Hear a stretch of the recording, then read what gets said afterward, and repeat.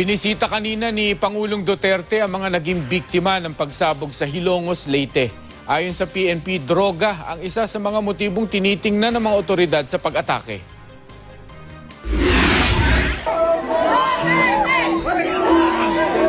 Kasama ang ilang matataas na opisyal ng gobyerno, binisita kanina ni Pangulong Duterte ang mga biktima ng pagsabog sa Hilongos, Leyte. Nakihalubilo ang Pangulo sa 32 nasugatan, kabilang ang isang buntis at 6 na menor de edad. Inabutan din niya ang mga ito ng sobre at cellphone. Nagatrabaho na sila and they would protect you. Wala'y problema na. Daghang salamat. Kasunod ng pagsabog, mahigpit ang seguridad sa pinangyarihan nito. Mula kahapon, nakakordon pa rin ang plaza ng bayan. Dinagdagan na rin ang mga pulis at sundalong nagbabantay sa lugar habang nagpapatuloy ang investigasyon. Ang PNP may sinisilip ng motibo sa pag-atake. Posibleng motibo ay yung nga, nag-resback or retaliation ito ng isang grupo ng mga Muslim na hinuli nila sa drugs at saka sa counterfeit money. Sa isang pahayag ng AFP, sinabi nilang posibleng ganti ito ng grupo ng isang babaeng inaresto ng Hilongos Police nitong Oktubre.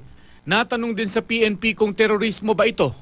Meron itong sariling motibo ang pangyayari ito. Yun nga lang, may koneksyon na yung bomba or yung IED na ginamit, yung dalawang sumabog, ang isa hindi sumabog, ay signature ito ng mga terorista galing sa Mindanao, yung particularly yung BIFF. Ang sinasabing signature bomb ng BIFF ay ang 81mm mortar na ginagamitan ng cellphone bilang triggering device.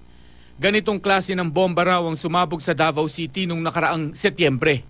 Sa gitna ng mga sunod-sunod na pagsabog, nag-deploy na ng mga tao ang military intelligence community para matukoy ang mga suspect.